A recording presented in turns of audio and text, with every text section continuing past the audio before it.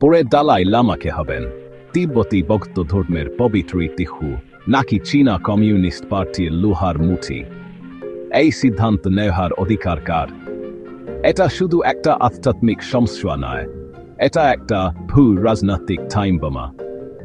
এমন এক সংঘাত এখানে পুনর্জন্ম শুধু একটি ধর্মীয় ধারণা নয়, বৈশ্বিক ক্ষমতার একটি হাতিয়ার। এটি বিশ্বের অন্যতম প্রাচীন আধ্যাত্মিক ইতিহাসের গল্প, পৃথিবীর অন্যতম শক্তিশালী শাসনের দ্বারা অবরোধ।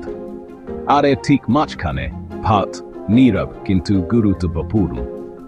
এটি তিব্বতের আত্মার জন্য যুদ্ধের দুই পূর্বের গভীর অনুসন্ধানের প্রথম অংশ। 6 শতাব্দীরও বেশি সময় ধরে দালাই লামা শুধু একজন ধর্মীয় শিক্ষক নন, তিনি তিব্বতী বৌদ্ধ ধর্মে করুণার জীবন্ত প্রতীক, অবলোকিতেশ্বরের পুনর্জন্ম, ইনি করুণার বহিঃসত্ত্ব। দালাই লামা উপাধিটি প্রথম 6 শতাব্দীতে দেওয়া হয়েছিল, তবে অবতারের ধারা আরও আগে থেকেই চলে আসছে।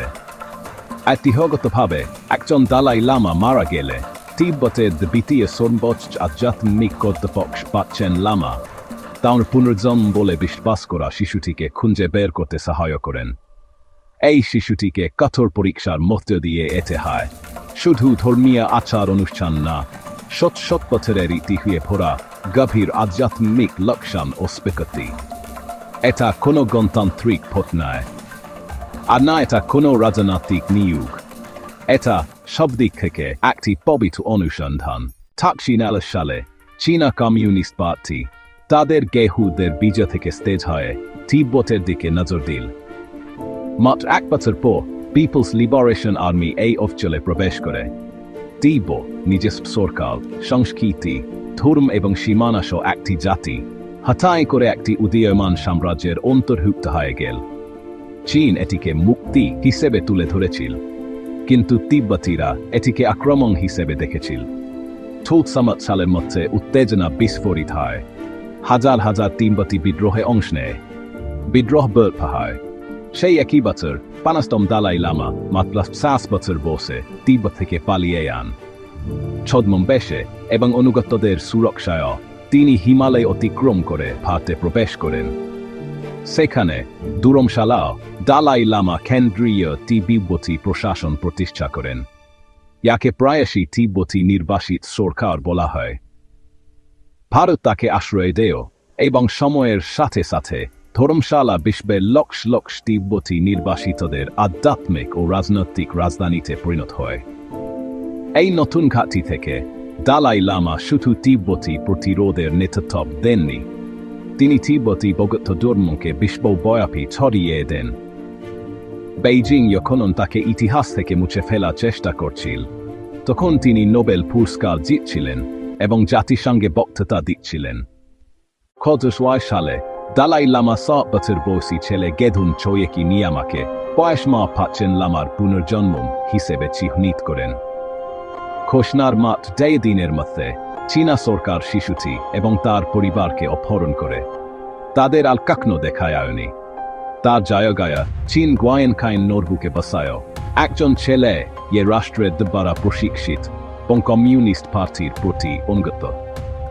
এটা শুধু অপহরণ ছিল না, এটা ছিল তিব্বতী আধ্যাত্মিকতার উপর এক আগ্রাসী দখল। এটা এত গুরুত্বপূর্ণ কেন? কারণ পাচ্ছেন লামা ইতিহাসগতভাবে পরবর্তী দালাই লামাকে খুঁজে বের করার দায়িত্বে থাকেন। আসল পাচ্ছেন লামাকে অপহরণ করে চীন তিব্বতী বৌদ্ধ ধর্মের ভবিষ্যৎ নিয়ন্ত্রণ করতে চায়। তারা এমন একজন উত্তরাধিকারী চায় যাকে বিশ্বাস দ্বারা নয়, রাষ্ট্রের ফরমান দ্বারা নির্বাচন করা হবে। পোশাক পরা একটি পুতুল, আজ পর্যন্ত আসল পাচ্ছেন লামার whereabouts অজানা।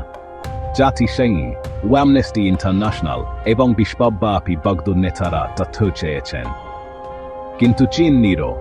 আর তিব্বতীদের জন্য সেই নীরবতা কোনো প্রচারণার চেয়েও জোরে প্রতিধ্বনিত হয়। সম্প্রতি দালাই লামা পরিষ্কার করে দিয়েছেন, শুধুমাত্র গার্ডেন ফোড্রাং ট্রাস্টের আমার পুনর্জন্মের বিষয়ে সিদ্ধান্ত নেওয়ার অধিকার আছে।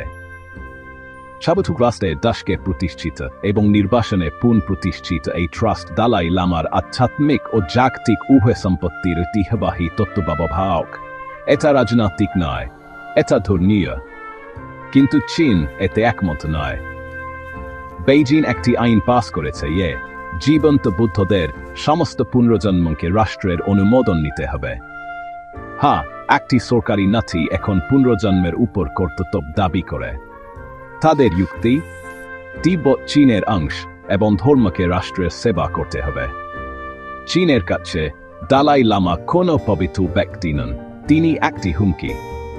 তিব্বতী পরিচয়, স্থিতিস্থাপকতা এবং প্রতিরোধের প্রতীক।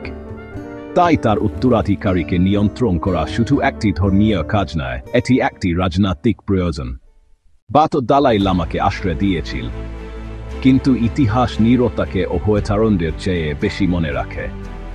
1824 সালে যখন চীনা সেনারা তিব্বত আক্রমণ করে, সর্দার বল্লভভাই প্যাটেল প্রধানমন্ত্রী নেহেরুকে একটি চিঠি লেখেন।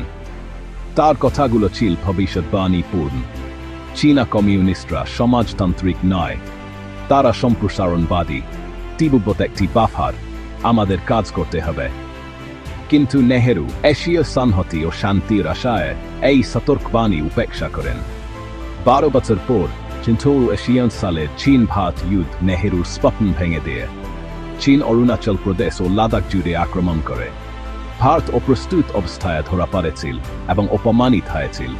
তিব্বত ছিল প্রথম ডামিনো, আর ভারত কখনোই তা পরতে দেখেনি। আজও ভারত দালাই লামার উত্তরাধিকারী সম্পর্কে কড়া মন্তব্য করা এড়িয়ে চলে।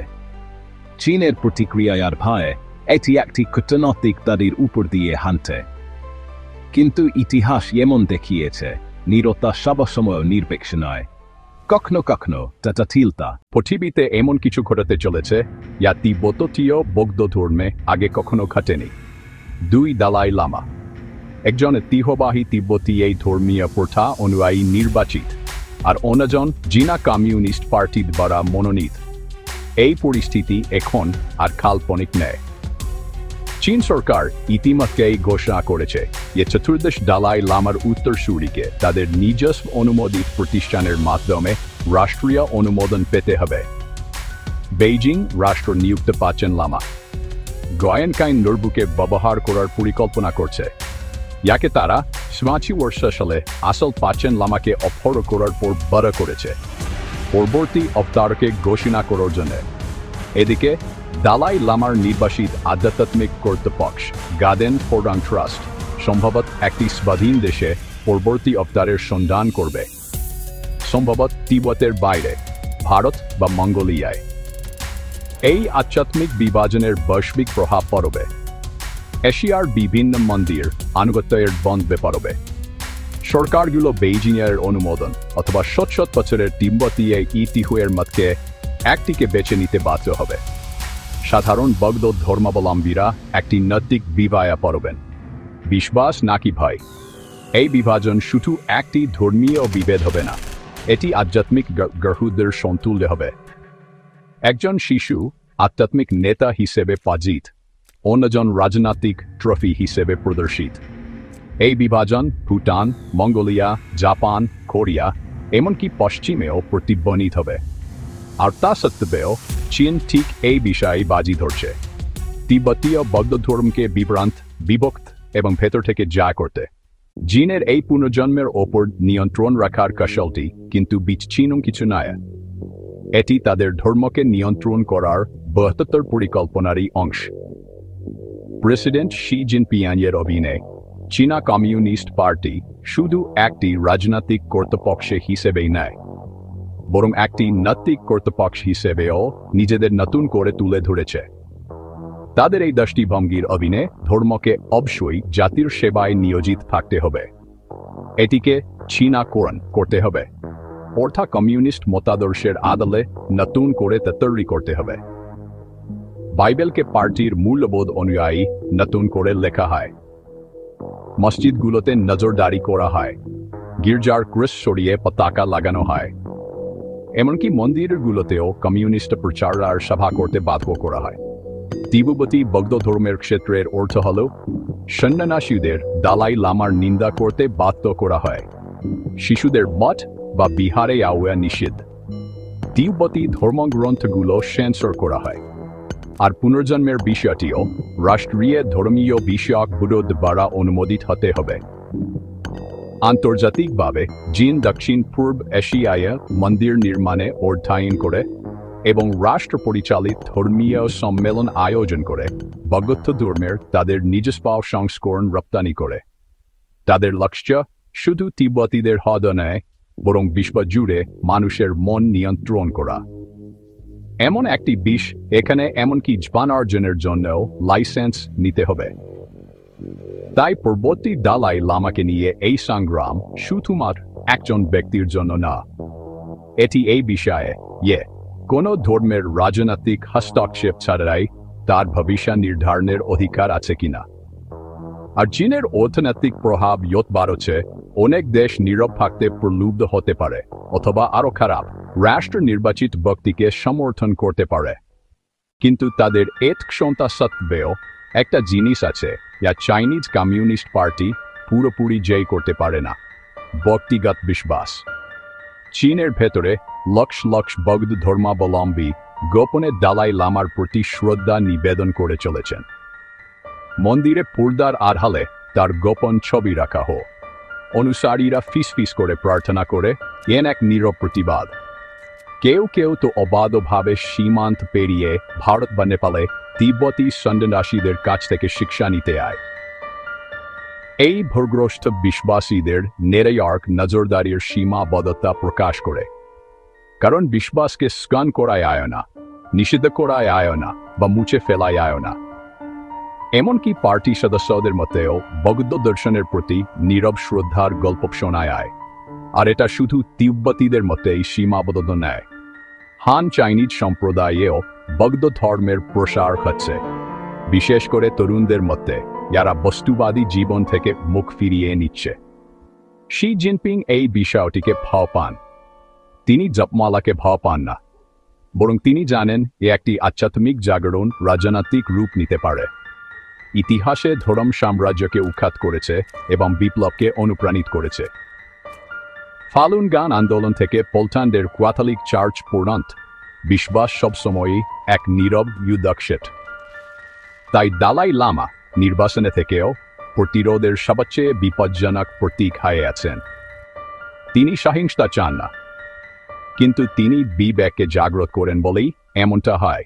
এই সংঘাতের কেন্দ্রবিন্দুতে রয়েছে ভারত, সেই দেশ এখানে বুদ্ধ ঝান লাভ করেছিলেন, আর এখানে দালাই লামা আশ্রয় খুঁজে পেয়েছেন। ভারতের ভূমিকা শুধু কূটনৈতিক নয়, এটি গভীর প্রতীকী। ভারত ধর্মশালায় নির্বাসিত তিব্বতীয় সরকারকে আশ্রয় দিয়েছে। এটি তিব্বতীয় সন্ন্যাসীদের প্রশিক্ষণ দিয়ে। এটি সেই বিশ্বাসের ধারক যা সম্ভবত পরবর্তী দালাই লামাকে চিহ্নিত করবে। তবুও আন্তর্জাতিক ফোরামে ভারত সতর্ক থাকে। এটি কদাচিৎ তিব্বত নিয়ে কথা বলে বেইজিংকে রাগানোর ভয়ে, বিশেষ করে ডোকলাম ও লাদাখের সীমান্ত সংঘর্ষের পর। কিন্তু এই নিরপেক্ষতা বেশি দিন টিকতে পারে না। যখন দুজন দালাই লামা আবির্ভূত হবেন, ভারতকে বাধ্য হয় একজনকে স্বীকৃতি দিতে হবে, আর এর প্রভাব হবে সুদূর প্রসারী। যদি ভারত তিব্বতীয় ইতিহাস দ্বারা নির্বাচিত আধ্যাত্মিক উত্তরসূরিকে সমর্থন করে, তাহলে চীন ক্ষুব্ধ হবে, কিন্তু বিশ্বজুড়ে লক্ষ লক্ষ ভক্তদের প্রশংসা অর্জন করবে। ইয়ার মধ্যে রয়েছে ভুটান, এখানে বজ্রান বৌদ্ধ ধর্ম রাষ্ট্রধর্ম। নেপাল, ইয়ার গভীর হিমালয়ী ইতিহাস রয়েছে। মঙ্গোলিয়া, দালাই লামার এক ঐতিহাসিক মিট। জাপান ও দক্ষিণ কোরিয়া, এখানে মহায়ান বৌদ্ধ ধর্মাবলম্বী জনসংখ্যা রয়েছে। শ্রীলঙ্কা থেরবাদ বৌদ্ধ ধর্মের আবাস এবং একটি ক্রমবর্ধমান আধ্যাত্মিক আন্দোলনের কেন্দ্র। এটি কেবল ধর্মীয় সমর্থন নয়, এটি এক ধরনের সফট পাওয়ার। ভারত বৌদ্ধ ইতিহাসের প্রকৃত রক্ষক হিসেবে আবির্ভূত হতে পারে, আধ্যাত্মিক বৌদ্ধতার উপর প্রতিষ্ঠিত একটি সভ্যতামূলক পরাশক্তি। অন্যদিকে যদি ভারত নীরব থাকে, তাহলে সে এই সুযোগ চিরতরে হারাবে। এবং এর চেয়েও খারাপ, এটি শেষ বাধীন তার আদর্শকে বিপন্ন করবে, আর সে ধারও করে বলে দাবি করে। এমন এক বিশ্বে এখানে চীন ফান অর্জনের উপর নিয়ন্ত্রণ দাবি করে ভারতকে বেছে নিতে হবে, সে তার নিজের বিবেককে নিয়ন্ত্রণ করবে কিনা। এই পুরো কাহিনীর সবচেয়ে গভীর মোচরটা বোধ হয় স্বয়ং দালাই লামার কাছ থেকে এসেছে। সম্প্রতি তিনি বলেছেন তিনি হয়তো আর পুনর্জন্ম নেবেনই না। তিনি ইঙ্গিত দিয়েছেন যে দালাই লামার আয়ত্তি হওয়া তার উদ্দেশ্য পূরণ করে ফেলেছে এবং এখন এটিকে সম্মানের সাথে অবসর দেওয়া যেতে পারে। আবার কখনো তিনি বলেছেন তিনি হয়তো নারী হায়ে ফিরে আসবেন, অথবা তিনি চীনের নাগালের বাইরে কোনো স্বাধীন দেশে ফিরে আসতে পারেন।